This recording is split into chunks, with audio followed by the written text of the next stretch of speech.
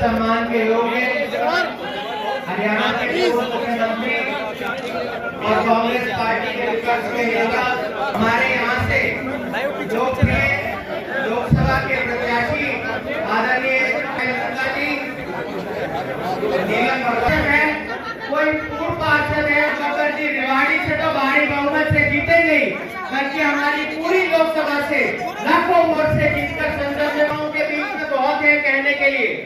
आज महंगाई और आज लोगों ने मन बना लिया है पार्टी के जिसने हर वर्ग के लिए काम किया है। जब 10 साल हमारी, आपको याद होगा कि इंदिरा गांधी जी के नाम के ऊपर बनाने के काम हुआ, यहाँ पर रेवाड़ी में ITI बनाई, हरियाणा के अंदर ये सरकार थी और पिछले 10 साल से तो हम देख रहे हैं कर रही है। आप सभी को याद होगा कि जब से ये सरकार आई है और ये अग्नि सभी नेताओं का, मैं ज्यादा समय आप लोगों का नहीं लूंगा, मैं तो आप लोगों से यही, हमारे कार्यकर्ता यहाँ पर आए हुए हैं, 12-13 दिन बचे हुए, हमारे नेता है उनको मजबूत करने सभी आगे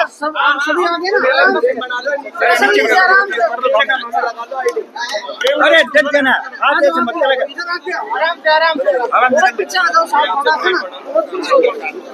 क्या देख रहे हैं कि आज 10 आप भी रेवाड़ी में आए, आप भी लगातार देखिए आज जो है बावल में गए थे हम लोग और धारवाड़ा में ऑफिस का उद्घाटन किया, तो और अभी भी आपने यहाँ देखा कि लोगों में बड़ा भारी जोश है और मैं समझता हूँ कि जो मेरी मेहनत की हुई थी पिछले 10 साल से, जो मैं जनता की सेवा कर रहा था, जगह जगह जा रहा था, आज कार्यकर्ता जो हैं उसके फलीभूत जो हैं आज कार्यकर्ताओं में ये है कि भले ही मुझे टिकट ना मिली हो, लेकिन राहुल गांधी जी ने जो भारत जोड़ो यात्रा और भारत जोड़ो न्याय यात्रा की, जिसकी वजह से आम आदमी को मिले, वो गरीब से अमीर से, छोटे कर्मचारी से, छोटे व्यापारी से, और जिस तरीके से टैक्स की मार रही, ईडी इनकम टैक्स का दुरुपयोग किया जा रहा है, संविधान खतरे में है, आपका जो है लोकतंत्र भी खतरे में है,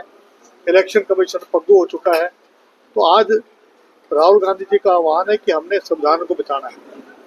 मैंने जो है बड़ी बात को सोच रहा हूँ, राजनीतिक रूप से नफा नुकसान को भूल के मैं ये समझता हूँ कि जो 400 पार की बात करते हैं ये 150 पार भी नहीं करेंगे। अगर ये अग्निपथ जैसी योजना लेके आगे, यहाँ के लोगों ने शहादत दी है देश के लिए, यहाँ के वीरों ने जय जवान जय किसान से नाम से ये इलाका माहिर और शहीदों की खान है, उनके साथ बेइंसाफी करी कि हमारा नौजवान आज 4 साल में घर आ जाएगा। आज जो है बेरोजगारी चरम सीमा पे है। हमने ये फैसला लिया है कि अगर हमारी सरकार आई 30 लाख रोजगार जो है राहुल जी ने कहा है मैं दूंगा, इसमें 50% हम आरक्षण दे देंगे, अग्निपथ योजना को समाप्त कर देंगे और जो है दोबारा से 15 साल की नौकरी करेंगे। दूसरा जो सारी बातें आपको हुड्डा साहब ने आपको बता दी डिटेल में विस्तार में आ गई। बीजेपी लगातार ये कह रही है कि कांग्रेस ने धर्म के आधार पर जो आरक्षण दिया वो संविधान के खिलाफ रहा। नहीं, धर्म के आधार पे कहीं नहीं दिया, वहाँ पर भी उन लोगों को दिया है जो बैकवर्ड क्लास में, जो अच्छे से अंसारी हैं। आपके बहुत सारे जो मुस्लिम हैं हर प्रदेश में जहाँ पर इनकी सरकार है वहाँ भी जो पिछड़ा वर्ग के मुस्लिम है उनको आरक्षण मिल रहा है। ये केवल जो है ये कहते हैं भगवान राम को लेके आए, क्या कोई भगवान राम को ला सकता है जो कण कण में बसता है? ये हमारे विष्णु भगवान है, पालनहार है, उनके अवतार है कृष्ण और राम, क्या उनसे बड़े हो गए क्या? ये राम को नहीं ला सकते हैं। ये लोग जो है केवल हिंदू मुसलमान की बात करते हैं, केवल जो है पाकिस्तान की बात, चीन के बारे में कह रहे थे मैं लाल आंख से देखूंगा।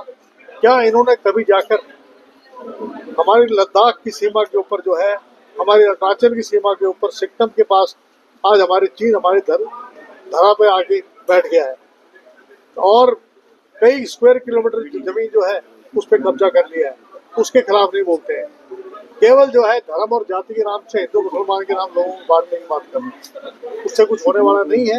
जनता जाग चुकी है और आज जो आपने देखा, भले ही राज बब्बर जी बाहर से थे, उसके बावजूद भी आज हमारे आह्वान पे जो यहाँ पर लोग आए, चाहे वो बावल में थे, चाहे वो धारवाड़ा में थे, इनका मकसद केवल एक ही है कि हम ये चाहते हैं कि आने वाली सरकार कांग्रेस की बने। आपने देखा होगा इन्होंने एक भी काम को किया हो, एम्स का पत्थर रख दिया या एम्स की एक भी ईंट लगाई इन्होंने। जब सरकार इनकी नहीं बन रही केंद्र में, तो अगर इंडिया अलायंस जो है ये एम्स बनवाएगा और रक्षा जो हमारा विश्वविद्यालय बनना था वो नहीं बना। इन्होंने एक भी अगर काम किया हो, चाहे मेट्रो के क्षेत्र में हो, चाहे RRTS के क्षेत्र में हो, कोई भी एक काम विकास करके आज मुझे बता दीजिए। कैप्टन साहब, दो बड़े कार्यक्रम थे, एक बावल विधानसभा में, एक रेवाड़ी विधानसभा में। राव दोनों ही विधानसभाओं से कहते हैं कि मैं 1 लाख से अधिक वोटों से जीतूंगा। देखिए, राव साहब ने कुछ काम तो किया नहीं। राव साहब जनता के बीच में गए नहीं, लोगों के दुख सुख में गए नहीं। अब उनके पास कहने के लिए क्या है? अब वो सोच रहे हैं धर्म के नाम से, जाति के नाम से और हिंदू मुसलमान का नारा लगा के वो यहाँ वोट ले लेंगे। लेकिन मुझे लगता है कि पिछली बार जो है बालकोट में जो स्ट्राइक हुआ था और इन्होंने जो है उन शहीदों के नाम पर जो उन्होंने वोट ली, उसका फायदा मिला था 2019 में, वरना 5 लाख वोट तो मुझे मिले थे पिछली बार। अगर जो है, मैं एक बात कह सकता हूँ कि इस बार जो है विपरीत परिस्थिति है और इस चुनाव में मुझे पूर्ण उम्मीद है कि राज बब्बर जी यहाँ से जीतेंगे। जी बेहतर।